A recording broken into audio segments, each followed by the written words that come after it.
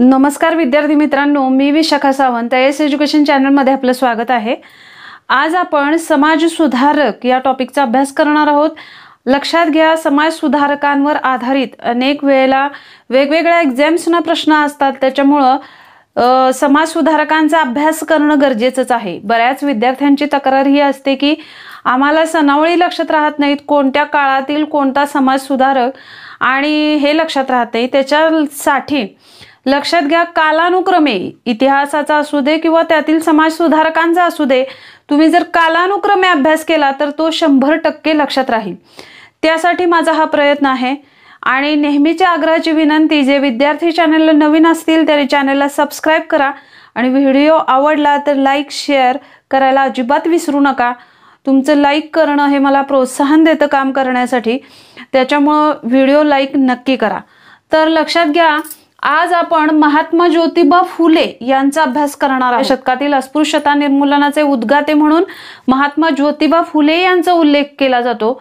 तसेच कृती आणि उक्ती यामध्ये समानता साधणारे समाज सुधारक असं महात्मा फुलेंना बोललं जातं। कृती आणि उक्ती म्हणजे समाज सुधारणेच्या घोषणा करणारे किंवा त्यावर भाष्य करणारे अनेक समाज सुधारक किंवा अनेक लोक असतात, मात्र जसं बोलू तसंच प्रत्यक्षात कृती करणारे होते ते महात्मा फुले आहेत।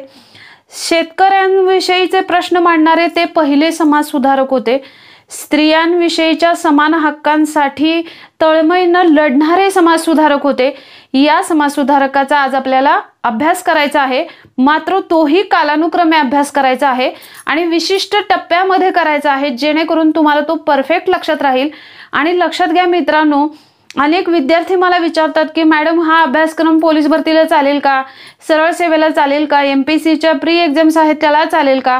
तर लक्षात घ्या, आपण सोप्याकडून अवघडापर्यंत अभ्यास घेतोय, त्याच्यामुळे सर्व एक्झाम्सना चालेल आणि प्रत्येक व्हिडिओची विद्यार्थ्यांना अभ्यासामध्ये जास्तीत जास्त मदत होईल याची काळजी घेऊन मी व्हिडिओ घेत असते, त्यामुळे करत असते। त्याच्यामुळे तुम्ही व्हिडिओ पहिल्यापासून शेवटपर्यंत स्किप न करता पहा, म्हणजे तुम्हाला कळेल। आणि त्यातूनही काही अडचणी असतील तर त्यासाठी मी आहेच। लक्षात घ्या, प्रत्येक व्हिडिओ नंतर टेलिग्राम चॅनलला आपली प्रश्नपत्रिका टाकली जाते, तसंच याही व्हिडिओवर टेलिग्राम चॅनलला प्रश्नपत्रिका टाकली जाणार आहे। तर व्हिडिओ पहिल्यापासून शेवटपर्यंत नक्की पहा आणि कालानुक्रमे शिकवणार आहे, त्यामुळे 100% तुमच्या लक्षात राहील।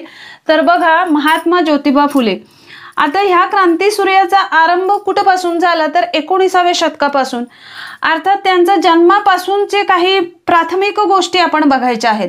तर आता बघा, मी इथं कालानुक्रमे लिहिलेलं आहे, बघा कसं लक्षात ठेवायचं।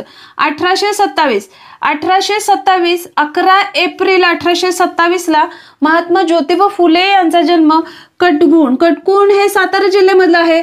कटगुण आणि तालुका खटाव, कटगुण तालुका खटाव। बऱ्याच जणांचं खटाव आणि खंडाळा ह्याच्यामध्ये घोटाळा होतो, तर खटाव तालुक्यामध्ये महात्मा ज्योतिबा फुले यांचा जन्म झाला होता। आणि महात्मा ज्योतिबा फुले यांची पत्नी सावित्रीबाई फुले आद्य शिक्षिका, त्यांचा जन्म खंडाळा तालुक्यामध्ये झालेला होता। तर खटाव आणि खंडाळा हे फुले दाम्पत्याशी संबंधित असे 2 तालुके आहेत जे सातारा जिल्ह्यामधले आहेत, हे लक्षात ठेवा। तर महात्मा फुलेंचा जन्म कटगुण तालुका खटाव जिल्हा सातारा येथे झालेला होता। महात्मा फुले यांचे जे वडील होते त्यांचं नाव गोविंदराव होतं, ज्योतिबा गोविंदराव फुले हे त्यांचं पूर्ण आडनाव होतं। काय नाव होतं? ज्योतिबा किंवा ज्योतिराव गोविंदराव फुले असं म्हणत। ऍक्च्युली फुले हे जे आडनाव आहे हे त्यांचा फुलांचा व्यवसाय होता म्हणून फुले हे आडनाव पडलं असं म्हणतात, मात्र पूर्वीचं त्यांचं आडनाव गोरे किंवा काही पुस्तकांमध्ये गोऱ्हे असा उल्लेख आहे, तर असंही होतं। आणि फुलांच्या व्यवसायावरून त्यांचं फुले हे आडनाव होतं। त्यामुळे लक्षात काय ठेवायचं की ज्योतिबा फुले यांचे पूर्ण नाव काय? ज्योतिराव गोविंदराव फुले, आणि त्यांच्या आईचं नाव होतं चिमणाबाई, पत्नीचं नाव होतं सावित्रीबाई फुले, आणि त्यांनी यशवंत या मुलाला त्यांनी काय केलेलं होतं? दत्तक घेतलेलं होतं। त्यामुळे दत्तक पुत्र महात्मा ज्योतिबा फुलेंचे कोण होते हेही विचारतात, तर दत्तक पुत्र होते यशवंत, ते घेतलेले होते, हे लक्षात ठेवा। म्हणजे 1827 पासून सुरुवात, 11 एप्रिल 1827 ला काय सांगायचं? जन्म। त्यानंतर 1834 ते 1838 या कालखंडामध्ये त्यांनी मराठी शिक्षण घेतलं। कुणाच्या? पंतोजींच्या शाळेमध्ये. हे त्यांना अतिशय सपोर्ट करणारे असे शिक्षक होते. त्यांच्या शाळेमध्ये त्यांनी काय घेतलेलं होतं? मराठी शिक्षण घेतलं होतं. 1840 मध्ये, हे महत्वपूर्ण घटना आहे, 1840 मध्ये सावित्रीबाईंशी त्यांनी विवाह केला होता. आता ह्या सावित्रीबाई ह्या खंडोजी पाटील यांची मुलगी होती. कोण? सावित्रीबाई फुले, खंडोजी पाटलांच्या. आणि त्यांचा जन्म नायगाव खंडाळा, तालुका खंडाळा आणि जिल्हा सातारा येथे झालेला होता. 3 जानेवारी 1831. लक्षात काय ठेवायचं सावित्रीबाई फुलेंविषयी? की सावित्रीबाई फुलेंचा विवाह 1840 मध्ये महात्मा ज्योतिबा फुलेंशी झाला, किंवा ज्योतिबा फुलेंचा विवाह 1840 मध्ये सावित्रीबाईंशी झाला. खंडोजी नेवसे पाटील हे त्यांच्या वडिलांचं नाव होतं. आणि सावित्रीबाईंचा जन्म, कारण हे पण अनेक वेळेला विचारतात आणि हा पण पोर्शन घेतोय म्हणून मी जाता तुम्हाला सांगते की सावित्रीबाईंचा जन्म नायगाव, तालुका खंडाळा, जिल्हा सातारा येथे झाला होता. आणि जन्म कधी झाला होता? 3 जानेवारी 1831. बालिका दिवस साजरा करतात 3 जानेवारी. तर 3 जानेवारी 1831 ला झालेला होता, हे लक्षात घ्या. त्यानंतरची पुढची 1841 ते 1847, 1841 ते 1847 त्या पुढची शिक्षणाची गरज बघता मिशनरी स्कॉटिश शाळेत त्यांनी शिक्षण घेतलं होतं. कुठलं? इंग्रजी शिक्षण घेतलेलं होतं महात्मा ज्योतिबा फुलेंनी. कुठलं घेतलेलं होतं? इंग्रजी. त्यांच्या शाळेचं नाव होतं स्कॉटिश मिशन हायस्कूल. शाळेचं नाव काय होतं? Scottish mission high school. हे महात्मा ज्योतिबा फुलेंच्या शाळेचं नाव होतं. त्यानंतर 1847 ला त्यांनी दांडपट्टा, तालीम यांचं शारीरिक शिक्षण, तसंच शारीरिक शिक्षण वेगवेगळ्या प्रकारचं त्यांनी घेतलेलं होतं. आणि हे शिक्षण त्यांना वस्ताद लहुजी साळवे यांनी दिलेलं होतं, हे लक्षात घ्या. तर हे शिक्षण त्यांना कोणी दिलेलं होतं? वस्ताद लहुजी साळवे यांनी. पुन्हा 1847 साली राईट्स ऑफ मॅन या ग्रंथाचे त्यांनी वाचन केलं आणि या ग्रंथाचा त्यांच्यावर फार मोठा प्रभाव पडलेला होता. राईट्स ऑफ मॅन हा जो ग्रंथ आहे हा थॉमस पेन हे अमेरिकन विचारवंत आहे, जे मानवाच्या दृष्टीने, मानवाच्या सहज जीवनाच्या दृष्टीने विचार करणारे विचारवंत म्हणून अमेरिकेमध्ये प्रसिद्ध आहेत. तर या अमेरिकन विचारवंताचा, ज्यांचा जन्म इंग्लंडमध्ये झालेला होता, त्या विचारवंताचा राईट्स ऑफ मॅन हा ग्रंथ महात्मा फुले यांनी वाचला आणि या ग्रंथाचा फार मोठा प्रभाव त्यांच्यावर पडलेला होता. आणि मानवामध्ये करणारी जी असमानता आहे, उच्च आणि नीच हे विचार बाळगण्याची मानवामधली जी प्रवृत्ती आहे, ती प्रवृत्ती कुठंतरी आपण नष्ट केली पाहिजे असे विचार महात्मा फुलेंच्या मनामध्ये निर्माण व्हायला लागले. आणि त्याला एक टर्निंग पॉइंट ठरला. ती ही घटना होती की 1848 मध्ये मित्राच्या लग्नासाठी ते गेलेले होते आणि त्या लग्नामध्ये त्यांचा खूप मोठा अपमान उच्चवर्णीयांकडून झालेला होता. आणि ही घटना पुढं क्रांतिकार्य चांगल्या पद्धतीने किंवा समाज सुधारणेचं कार्य चांगल्या पद्धतीने करण्यासाठी त्यांना ही घटना ही टर्निंग पॉइंट ठरलेली होती. तर लक्षात काय घ्यायचं आहे, 1827 ते 1848 ला त्यांना ही टर्निंग पॉइंट ठरलेली घटना इथपर्यंतच्या अतिशय महत्वाच्या गोष्टी कोणत्या लक्षात ठेवायच्या आहेत. तर 11 एप्रिल 1827 ला कडगुण खटाव आणि जिल्हा सातारा येथे त्यांचा जन्म झालेला होता. पूर्ण नाव ज्योतिराव गोविंदराव फुले असं होतं. त्यानंतर 1840 मध्ये सावित्रीबाईंशी त्यांचा विवाह झाला. नायगावच्या खंडोजी नेवसे पाटील यांच्या त्या कन्या होत्या. सावित्रीबाईंचा जन्म पण लक्षात ठेवा, 3 जानेवारी हा बालिका दिवस साजरा केला जातो महाराष्ट्रामध्ये. तर 3 जानेवारी 1831 ला सावित्रीबाईंचा जन्म झालेला होता खंडाळा तालुक्यामध्ये, जिल्हा सातारामध्ये. त्यानंतर त्यांनी इथं इंग्रजी शिक्षण घेतलेलं होतं Scottish mission high school. Scottish mission high school हे त्यांच्या शाळेचं नाव होतं, इंग्रजी शिक्षणाच्या शाळेचं. आणि 1847 मध्ये दांडपट्टा, तालीम यांचं शारीरिक शिक्षण त्यांनी घेतलं आणि हे शिक्षण त्यांना वस्ताद लहुजी साळवे यांनी दिलेलं होतं. ह्या ग्रंथावर की महात्मा ज्योतिबा फुले यांच्यावर प्रभाव टाकणारा ग्रंथ कोणता होता, तर राईट्स ऑफ मॅन.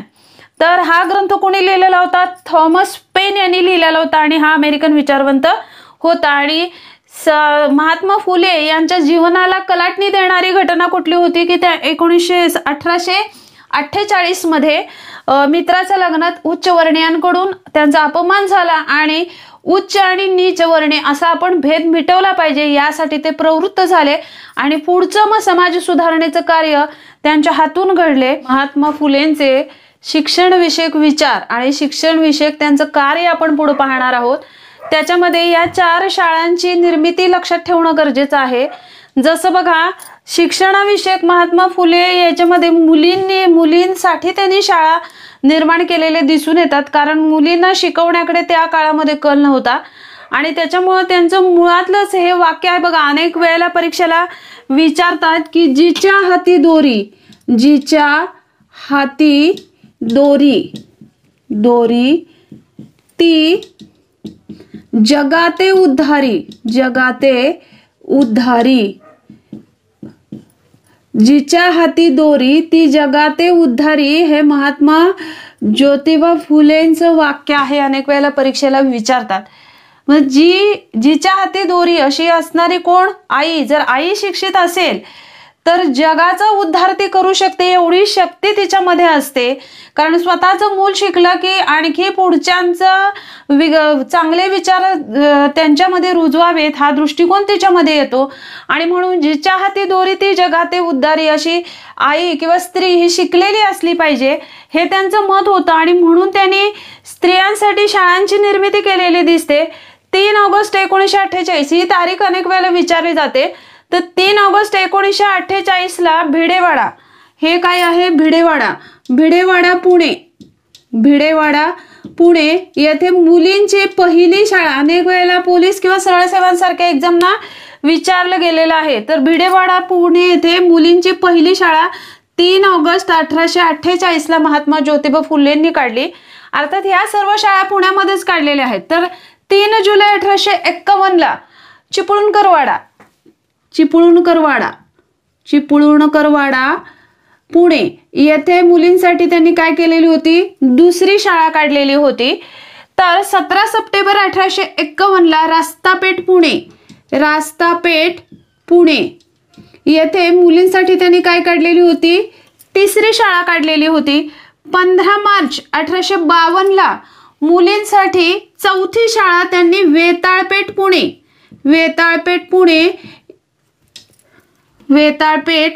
पुणे येथे काढलेली होती. अर्थात महात्मा फुलेंनी मुलींसाठी काढलेल्या शाळांचा क्रम जर कालानुक्रमे विचारला तर 1848 ते 1852 हा लक्षात ठेवायचा आहे. इथे 2 1851 आहे. म्हणजे ह्या 4 शाळा आणि त्यांची ठिकाणं बघा. पहिली शाळा भिडेवाडा, दुसरी शाळा चिपळूणकरवाडा, तिसरी शाळा रास्तापेठ आणि चौथी शाळा कुठे येणार, वेताळपेठ. आणि कालानुक्रमिक क्रम कसं लक्षात ठेवायचा, 1848, 1851, 1851 आणि 52. म्हणजे 48, 51, 51, 52 असं लक्षात ठेवायचं. काय लक्षात ठेवायचं, 48, 51, 51, 52 हे 18 कॉमन आहे. आलं लक्षात. शक्यतो एक तर त्या शाळांची ठिकाणं विचारली जातील पहिली दुसरीची, त्यानंतर त्यांचं वर्ष विचारलं जाऊ शकतं कालानुक्रमे. तर अशा 4 शाळांची निर्मिती त्यांनी मुलींसाठी केलेली होती की मुली जर शिकल्या तर समाजाचा विकास अधिक चांगला होऊ शकतो असं त्यांना वाटत होतं. शिवाय स्वतःचे शिक्षण विषयक कार्य जे विचार होते ते इंग्रजांकडेही मांडताना महात्मा ज्योतिबा फुले कुठेही कमी पडले नाहीत. तसे विचार मांडणारे ते पहिले समाज सुधारक होते. लक्षात घ्या, 1882 ला हंटर कमिशन याविषयी प्रश्न असू शकतो परीक्षेला.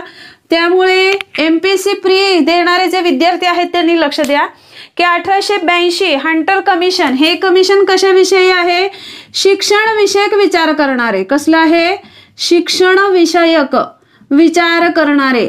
म्हणजे भारतामध्ये शिक्षण प्रणाली कशी असावी याविषयी विचार करणारे कमिशन, त्याला हंटर कमिशन असं म्हणतात. आणि ते 1882 ला कुठं आलेलं होतं, भारतामध्ये आलेलं होतं. आणि या कमिशन पुढं शिक्षण विषयक विचार मांडणारे पहिले समाजसुधारक होते ते होते महात्मा फुले.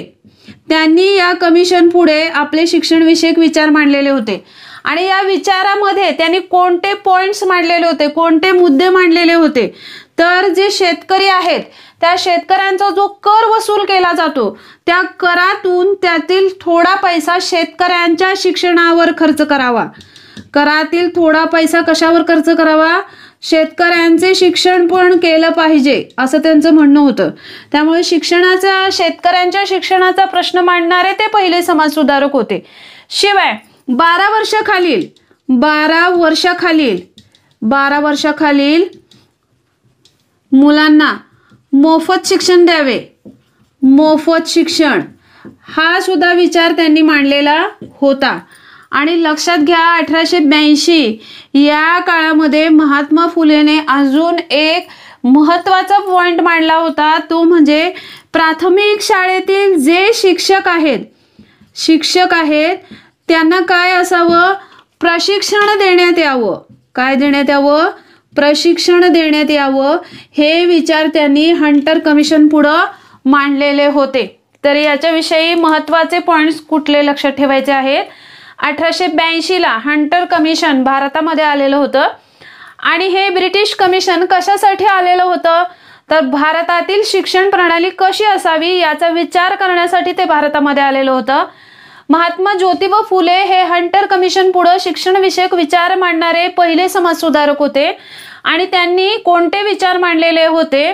तर शेतकऱ्यांकडून जो कर वसूल केला जातो त्या करातील काही पैसा शेतकऱ्यांच्या शिक्षणासाठी खर्च करावा हे त्यांनी पहिलं मांडलेलं होतं. आणि दुसरं म्हणजे 12 वर्षाखालील जे मुलं आहेत म्हणजे जे विद्यार्थी आहेत त्यांना मोफत शिक्षण दिलं जावं हा एक महत्त्वाचा विचार मांडलेला होता. आणि 1882 सारख्या काळामध्ये प्राथमिक शिक्षक जे आहेत त्यांना प्रशिक्षण दिलं जावं हा एक महत्त्वाचा मुद्दा त्यांनी त्या काळी मांडलेला होता.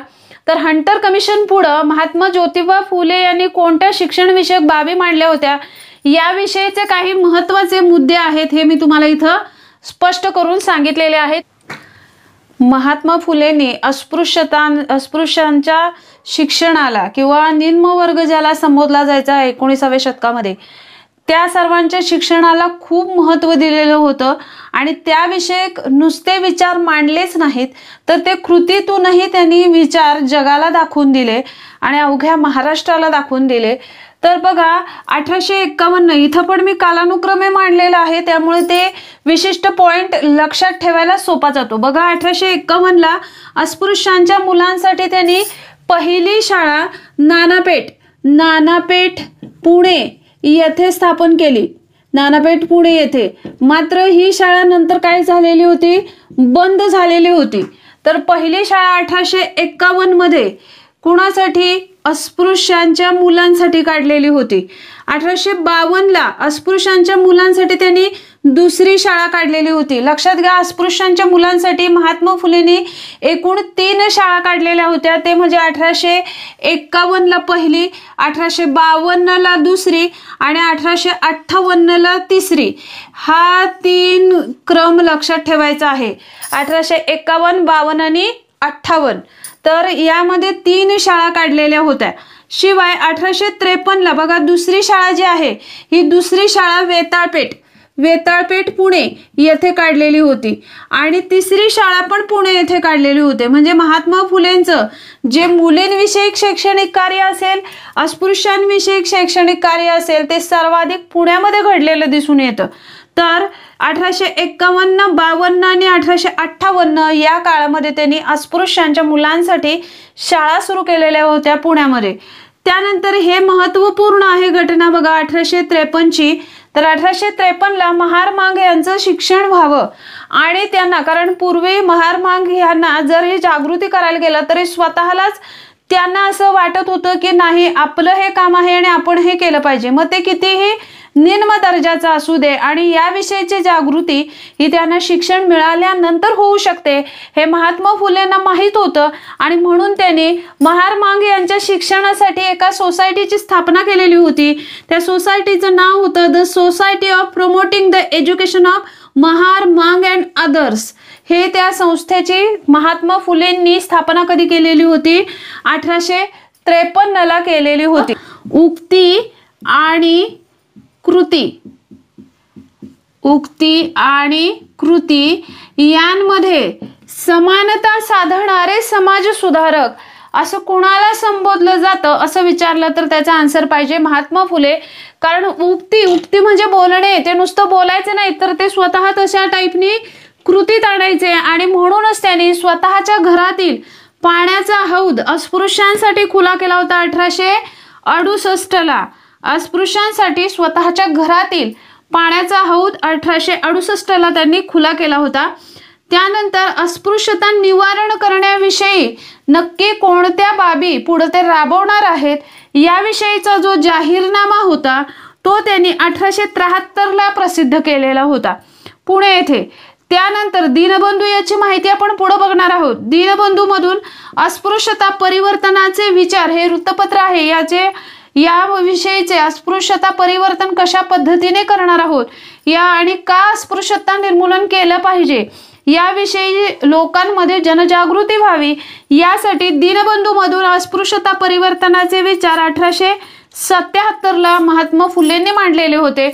तर अस्पृश्यता निवारणासाठी आणि अस्पृश्यांच्या शिक्षणासाठी महात्मा फुलेंनी केलेलं कार्य हे 1851 ते 1877 पर्यंत आपल्याला दिसून येतं आणि त्यासाठी कशा पद्धतीने त्यांनी जाहीरनामे प्रसिद्ध केले आणि वृत्तपत्रांचा वापर केला हेही दिसून येतं. आणि म्हणूनच महात्मा फुलेंना उक्ती आणि कृती यांमध्ये समानता साधणारे समाजसुधारक म्हणून संबोधलं जायचं. महात्मा फुले आणि सत्यशोधक समाज याची माहिती बघायची आहे. सत्यशोधक समाज, सत्यशोधक याचाच अर्थ सत्याचा शोध घेणारा समाज अशी संस्था त्यांची महात्मा फुले यांनी स्थापना 24 सप्टेंबर 1873 ला पुणे येथे केलेली होती. लक्षात काय ठेवायचं? सत्यशोधक याची स्थापना महात्मा फुले यांनी केली आणि 24 सप्टेंबर 1873 ला पुणे येथे केलेली होती. हे ब्रीदवाक्य अनेक वेळेला पोलीस एक्झामला विचारलं गेले आहे की सर्व साक्षी जगतपती त्यासी नकोच मध्यस्थी. जगतपती याचा अर्थ ईश्वर, जगतपती याचा अर्थ काय? ईश्वर. सर्वाचा साक्षी कोण असतो? ईश्वर असतो, चांगल्या वाईट सर्व गोष्टींचा. आणि मग त्यासाठी जर ईश्वराची आराधना करायची असेल तर इतर कोणाची मध्यस्थी नको, आपण स्वतःच त्या ईश्वरापर्यंत पोहोचू शकतो हा सांगण्याचा या वाक्यामागे उद्देश होता. अर्थात सत्यशोधक समाजाची काही तत्व वगैरे महात्मा फुलेंचे आहेत किंवा त्यांची जी विचारसरणी आहेत त्याविषयीचे काही योग्य अयोग्य विधान आपल्याला प्री एक्झाम्सनं विचारू शकतात. त्यासाठी हे मुद्दे महत्त्वाचे आहेत, ते लक्षात घ्या की जमीनदार व पुरोहित यांच्याकडून होणारा जो अन्याय आहे त्याला वाचा फोडणे हे सत्यशोधक समाजाचं पहिलं कार्य होतं. तळागाळातील क्षुद्राधिक्षुद्र जे लोक आहेत त्यांची विचारसरणी बदलून त्यांना मुख्य प्रवाहामध्ये समाजाच्या आणायचं हे सत्यशोधक समाजाचं मूळ उद्देश होता. तर याच्यामध्ये त्या क्षुद्राधिक्षुद्र जे लोक आहेत त्यांना स्वतःच्या हक्कांची जाणीव करून देणे आणि त्याच्याविषयीची जागृती करणे हे सत्यशोधक समाजाचे कार्य होते. लक्षात घ्या, महात्मा फुले देवाला किंवा निसर्गाला निर्मिक असं म्हणत असत. कारण अनेक ग्रंथ त्यावेळेला असे लिहिले गेलेले होते की त्या ग्रंथामधून मानवाचा निर्माता किंवा मानवाचा उद्धार करणारा असं वेगवेगळी नावं लिहिलेली होती. तर निर्मिक म्हणजेच कोण आहे? ईश्वर. हाच सर्वांचा निर्माता आहे असं त्यांचं म्हणणं होतं. त्यानंतर एकेश्वरवाद हा सत्यशोधक समाजाचं एक मूल स्रोत होतं. एकेश्वरवाद म्हणजे ह्याच्यामध्ये ईश्वराचं अस्तित्व मान्य होतं, परंतु ईश्वर हा एकच आहे आणि इतर कोणीही ईश्वराचं रूप घेऊ शकत नाही असं म्हणणारा एकेश्वरवाद, एकच ईश्वर मान्य करणारा असा ह्या समाजाची विचारसरणी होती. तसेच ग्रंथ प्रामाण्याला विरोध. ग्रंथ प्रामाण्याला विरोध म्हणजे ग्रंथांमध्ये जे लिहिलं आहे त्या पद्धतीने त्यावेळेचे पुरोहित किंवा विशिष्ट जे समाजामध्ये उपासना करण्यासाठी सांगणारे जे लोक होते ते ग्रंथामध्ये जे लिहिले तेच खालच्या नीच दर्जाचे जे लोक होते त्यांना सांगत होते आणि त्याच्यामुळे ग्रंथ नक्की काय आहेत हेच सर्वसामान्य माणसाला माहिती नव्हतं आणि त्याच्यामध्ये लिहिलेलं हे विशिष्ट वर्गाला माहीत असल्यामुळे ग्रंथांच्या द्वारे विशिष्ट वर्गाला खूप खालच्या दर्जाची वागणूक देण्याचं कार्य चाललेलं होतं आणि म्हणूनच ग्रंथ प्रामाण्याला विरोध महात्मा फुलेंनी केला होता. का तर ग्रंथ लिहिणारा हा माणूसच आहे. प्रत्येक माणसाचे विचार हे त्या ग्रंथामध्ये वेगवेगळ्या पद्धतीने प्रकट होऊ शकतात. त्यामुळे ग्रंथांमध्ये ईश्वराने लिहिलेलं नाही तर ग्रंथामध्ये माणसाने लिहिलेलं आहे. त्यामुळे ग्रंथांमध्ये जे लिहिलेलं आहे ते माणसांवर लादण्याचा कोणालाही हक्क नाही असं सांगण्यासाठी त्यांनी ग्रंथ प्रामाण्याला विरोध केलेला होता. त्यानंतर मानवी सद्गुणांची जोपासना, मानवाची जी उच्च गुणवत्ता आहे ती त्याच्या जन्मावरून न ठरवता त्याच्या सद्गुणांवरून ठरवावी असं सांगण्यासाठी त्यांनी मानवी सद्गुणांची जोपासना कशी करावी आणि मानवी सद्गुण म्हणजे काय, सद्गुणांना का महत्त्व द्यावं यासाठी जागृती त्यांनी सत्यशोधक समाजाद्वारे केलेली होती. तसेच पाप पुण्य स्वर्ग नरक या गोष्टींना त्यांनी विरोध केलेला होता. कारण या ज्या संकल्पना आहेत या संकल्पना प्रत्यक्षात मानवाने पाहिलेल्या नाहीत. जे सत्य आहे तेच परब्रह्म असा म्हणणारा असा सत्यशोधक समाज होता आणि त्या विचारसरणीचे पाईक होते महात्मा फुले आणि त्यामुळे त्यांनी सत्य हेच परब्रह्म हे समाजाला पटवून देण्यासाठी या समाजाची स्थापना केलेली होती. तसेच समतेवर आधारलेला मानव धर्माचा पुरस्कार त्यांनी केलेला होता. समता पाहिजे आहे, हा लहान तो मोठा आणि विशिष्ट वर्गाचे वर्चस्व हे महात्मा फुलेंना मान्य नव्हतं आणि त्याच्यामुळे समाजाची प्रगती होत नाही हे पटवून देण्यासाठी त्यांनी समतेवर आधारलेला मानव धर्माचा पुरस्कार केलेला होता. तसेच उपेक्षित जो समाज आहे म्हणजे क्षुद्राधिक क्षुद्र समाज आहे त्याला मुख्य प्रवाहात आणण्यासाठी या समाजामार्फत खूप मोलाचं कार्य केलं गेलं आणि त्यासाठी सत्यशोधक समाजाची स्थापना महात्मा फुले यांनी 24 सप्टेंबर 1873 पुणे येथे केलेली होती. हे लक्षात ठेवा. आणि त्याचं ब्रीदवाक्य काय आहे, सर्व साक्षी जगतपती म्हणजे ईश्वर त्यासी नकोच मध्यस्थी. आणि यासाठी त्यांनी म्हणजे इतरांची पुरोहितांची वगैरे लग्नामध्ये लुडबुड नको, आपले आपण विवाह लावू शकतो यासाठी महात्मा फुलेंनी मराठीतून मंगलाष्टकांची रचना केली होती आणि सत्यशोधक समाजाअंतर्गत त्या काळी विवाह लावले जायचे आणि त्या काळी 1873 सीताराम आल्हाट व राधाबाई निमकर यांचा विवाह हा सत्यशोधक समाज पद्धतीने लावला गेला, ज्याला कोणत्याही पुरोहिताला बोलवलं गेलं नाही आणि मराठीतून रचलेल्या मंगलाष्टकांनी हा विवाह 1873 लावला गेला आणि कोणत्या दाम्पत्य तर सीताराम आल्हाट व राधाबाई निमकर यांचा हा विवाह झालेला होता. त्यानंतर ह्या सत्यशोधक समाजाच्या जे विचारसरणी आहे किंवा जो विचार प्रवाह आहे तो सर्वसामान्य जनतेपर्यंत पोचावा आणि जाणीव आणि जागृती निर्माण व्हावी यासाठी दीनबंधू या साप्ताहिक मुखपत्राची निर्मिती केली गेली. हे साप्ताहिक मुखपत्र होतं आणि त्याची निर्मिती केली गेली किंवा त्याची सुरुवात त्याची स्थापना होती 1 जानेवारी 1877 हे साप्ताहिक चालू केलेलं होतं आणि याचे मूळ संपादक होते कृष्णराव भालेकर. अर्थात ह्याच्यामध्ये लक्षात ठेवण्यासारखी ही गोष्ट की कृष्णराव भालेकर यांनी दीनबंधू हे साप्ताहिक सुरू केलं आणि त्याची प्रेरणा कोण होते तर महात्मा ज्योतिबा फुले. आणि दीनबंधू या वृत्तपत्राद्वारे सत्यशोधक समाजाची जी विचारसरणी आहे त्याची जाणीव आणि जागृती निर्माण करणे हा त्याचा मेन उद्देश होता आणि त्यासाठी लोकजागृती व लोकशिक्षण या मेन उद्देशाने दीनबंधू हे वृत्तपत्र किंवा साप्ताहिक चालवलं जायचं आणि हे मराठी भाषेमध्ये निर्माण होत होतं. त्यानंतर म्हणजे सुरुवातीला 1 जानेवारी 1877 पुणे येथे हे सुरू केलं गेलं आणि त्यानंतर ह्याचं मुंबईत स्थलांतर झालं. त्यावेळेला नारायण मेघोजी लोखंडे हे काही काळ त्याचे काय होते संपादक होते. तर दीनबंधू लक्षात घ्या, जे प्रीचे एक्झाम्स विद्यार्थी देतात त्यांच्यासाठी ह्या गोष्टी महत्वाच्या आहेत. दीनबंधू म्हटलं की आपल्याला 2च गोष्टी लक्षात येतात, एक तर महात्मा फुले आणि दुसरे म्हणजे कृष्णराव भालेकर जे संपादक होते. तर लक्षात घ्या दीनबंधू हे सुरुवातीला सुरू झालं कुठे पुणे येथे आणि त्यावेळेला त्याचे संपादक कोण होते कृष्णराव भालेकर. त्यानंतर पुन्हा या दीनबंधू वृत्तपत्राचं कुठे झालेलं होतं, मुंबईमध्ये स्थलांतर झालेलं होतं. त्यावेळेचे संपादक मात्र नारायण मेघोजी लोखंडे हे होते. त्यामुळे नारायण मेघोजी लोखंडे हे नाव सुद्धा दीनबंधू वृत्तपत्राशी संबंधित आहे, हे लक्षात ठेवणं गरजेचं आहे. महात्मा फुलेंची साहित्य संपदा आपण पाहणार आहोत.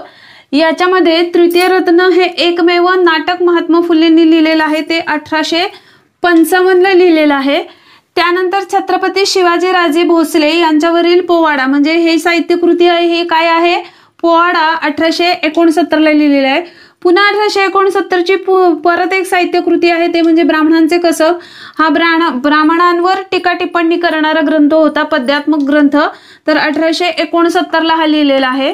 गुलामगिरी हा जो लोक आहे, क्षुद्राधिक क्षुद्र लोक यांच्याविषयीची जाणीव जागृती करणारा गुलामगिरी हा ग्रंथ आहे. तर तो गद्य ग्रंथ आहे आणि तो 1873 महात्मा फुलेंनी लिहिला. शेतकऱ्यांचा आसूड हा शेतकऱ्यांचे हक्क आणि त्यांच्या विचार जागृतीसाठी लिहिलेला हा गद्य ग्रंथ आहे. हा शेतकऱ्यांचा आसूड हा जो ग्रंथ आहे, हा ग्रंथातील अनेक काव्यात्मक पंक्ती ह्या आपल्याला परीक्षेला विचारल्या जातात, जसं विद्येविना मती गेली वगैरे त्या. आणि त्यातलं सांगायचं राहिलं ते म्हणजे गुलामगिरी या ग्रंथाविषयी. हा ग्रंथ महात्मा फुलेंनी अमेरिकन जनतेस समर्पित केलेला आहे. अमेरिकन जनतेस समर्पित म्हणजे महात्मा फुलेंचा अमेरिकन जनतेस समर्पित ग्रंथ कोणता असं विचारलं तर तो आहे गुलामगिरी. अमेरिकेतील दास्यातून निर्माण झालेली जी जनता आहे त्याला समर्पित केलेला हा गुलामगिरी हा ग्रंथ आहे. सत्सार हे नियतकालिक आहे, 1885 मध्ये सुरू केलेलं होतं. इशारा हा गद्य ग्रंथ आहे 1885 मधला.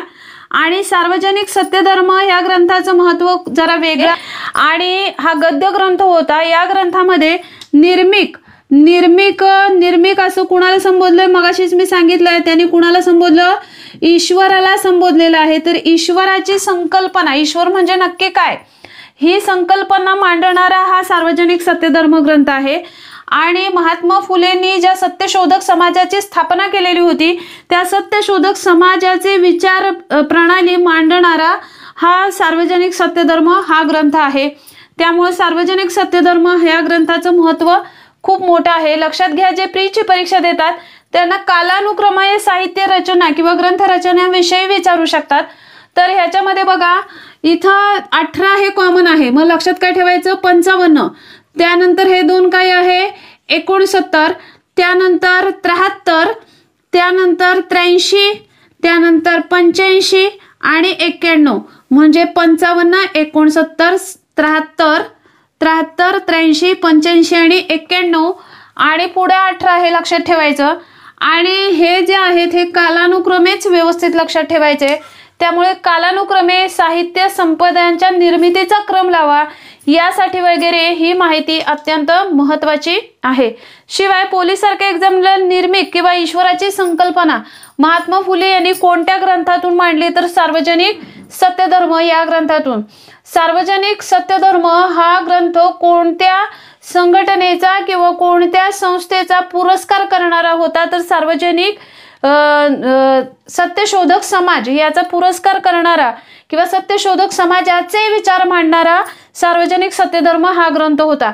त्यानंतर दास्यातून मुक्त झालेल्या अमेरिकन जनतेस समर्पित केलेला महात्मा फुलेंचा ग्रंथ कोणता होता तर तो गुलामगिरी. शेतकऱ्यांची जाणीव जागृती आणि विचार प्रगती करणारा ग्रंथ कोणता होता तर शेतकऱ्यांचे आसूड.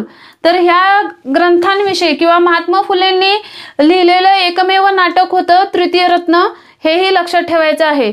शिवाय त्यांनी रचलेला पोवाडा तो कोणावर रचलेला होता तर छत्रपती शिवाजीराजे भोसले यांच्यावर रचलेला पोवाडा होता, हे लक्षात ठेवा. इथे आपण महात्मा फुलेंविषयी काही महत्त्वाच्या बाबी पाहणार आहोत. याविषयी अनेक वेळेला प्रश्न परीक्षेला विचारलेले दिसून येतात, त्यामुळे हे लक्षात ठेवणं गरजेचं आहे. ज्या विद्यार्थ्यांना गरजेचं आहे त्यांनी स्क्रीनशॉट काढून ठेवा.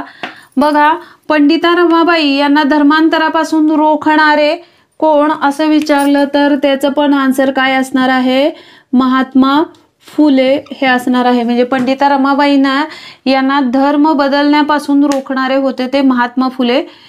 उक्ती व कृती यांमध्ये एकवाक्यता साधणारे समाज सुधारक असं कोणाला संबोधलं जातं, तर त्याचं पण आन्सर काय असणार आहे, महात्मा फुले. का तर ते जसं बोलायचे तसंच त्याप्रमाणे कृती करायचे. भारतीय समाज क्रांतीचे जनक असे कुणाला संबोधले जाते, तर त्याचं पण आन्सर असणार आहे महात्मा फुले. त्यानंतर हिंदुस्थानचा बुकर वॉशिंग्टन. हिंदुस्थानचा बुकर वॉशिंग्टन हे महात्मा फुलेंना सयाजीराव गायकवाड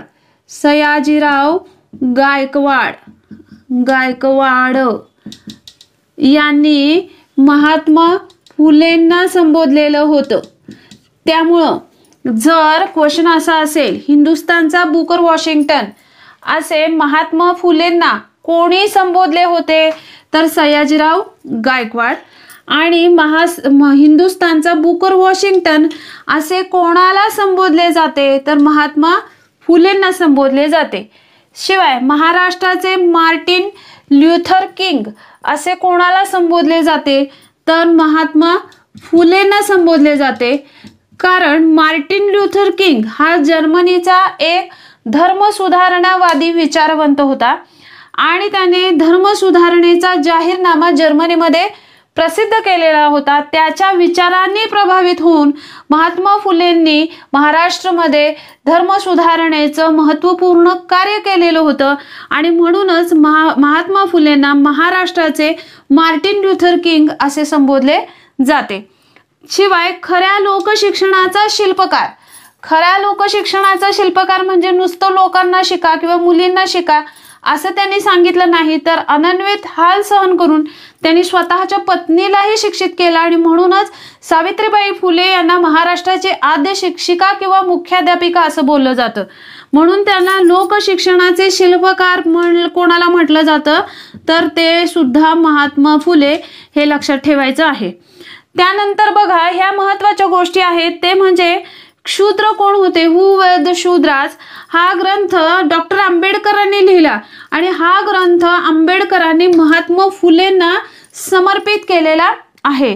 त्यानंतर राव बहादूर ही त्यांची पदवी आहे. राव बहादूर विठ्ठलराव कृष्णाजी वडेकर यांनी मुंबईच्या जनतेच्या वतीने महात्मा फुलेंना महात्मा ही पदवी दिली. महात्मा ही त्यांच्या पुढची फुलेंची असणारी पदवी आहे.